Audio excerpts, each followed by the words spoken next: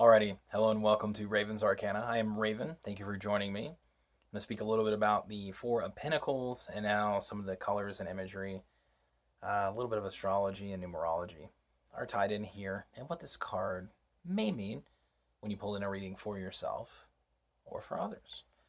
And we're going to use the Rider-Waite version because for me, this is always backloaded, if you will, in my mind.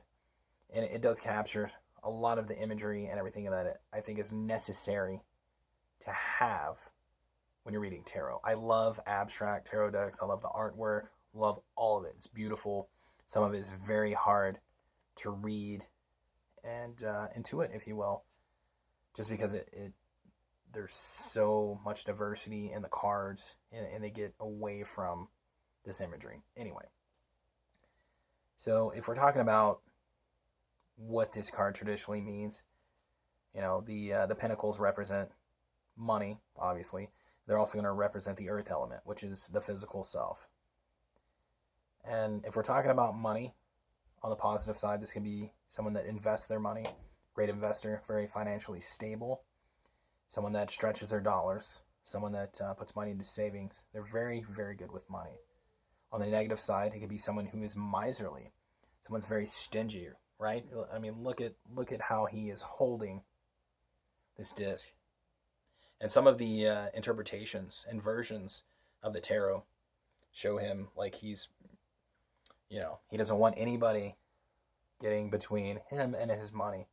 He's hoarding it, if you will. And with the earth element, meaning the physical self or the mastery of the physical self, if you're going through the progression of the tarot, it's going to be somebody that works out every day, somebody that is in peak physical condition, somebody that also eats very well, somebody that is very strict on their caloric intake. They only eat, they weigh their food maybe, and you can do that to a fault as well. You might miss birthday parties because you can't eat cake. You don't want to go.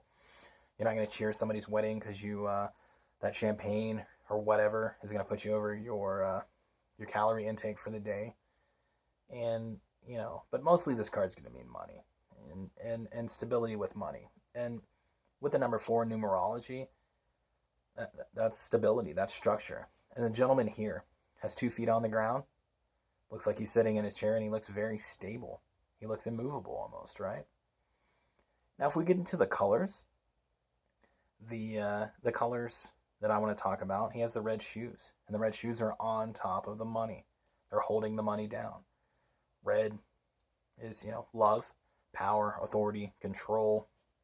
Could be the love of money, right? Or, he is in control of money. He has power over money, power over investments.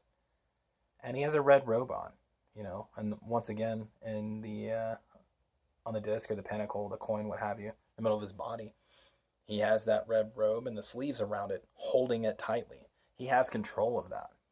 That it looks very stable, And if you look at the tip or the trim on that robe or whatever you want to call it, it's blue.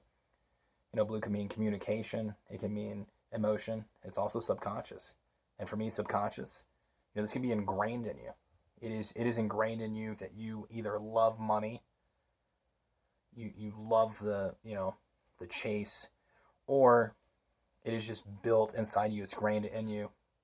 It's part of your idea and your belief system that subconsciously you are made to make money, to make good investments. And then you have the cloak, or whatever you want to call it. I'm not really familiar with the terminology of the period dress here, but that is violet. And violet's going to represent intuition. It's going to represent oneness, spirituality. If you want to talk about spirituality and religion, just in this context, I usually separate those, but what if money is your religion? It could mean that, right? Or you're very intuitive. You are very intuitive on when to invest, on when to save your money, when to give, when to hold back. And don't forget, he has a crown on his head. So this is royalty. This is someone who has power, has control, once again. And usually those people are very financially stable. They have control over money, right? Now, if we're talking about the astrology associated with this card, it's going to be the Sun in Capricorn. So Sun is vitality, it is life, it is creativity, it is also ego. Capricorn is represented by Saturn. Saturn is going to be rules, regulations, authority. It's going to be timing with Chronos. It could be, once again, you have that structure, going back to stability, power, authority. And you could be, with the Sun, money is your life. Money is, provides that vitality that makes you who you are, gives you that spark, which is the Sun, right? Or, it can mean you're very creative with your investments. You're a great investor. You know how to buy and sell businesses. You know when to save and when to spend. And I did want to get into where the Pentacles are placed here, right? So for me, there's a 3-tiered temple or tower, whatever, structure. And that is going to be mind, body, and spirit. So the balancing, or, body, spirit, soul, however you look at that, interpret that. And just an opinion on this card, it is going to mean money most of the time. It could be physical self, right? But a lot of the time, this is somebody that is either financially stable, great investor, or they're looking for money and they're not letting it go. That is their whole goal. Anyway, just want to talk a little bit about that today. And I appreciate you joining me, as always. And if you like the video, give us a like. If you want future updates, give us a subscribe.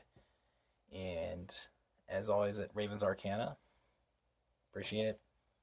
Enjoy the rest of your day. All right.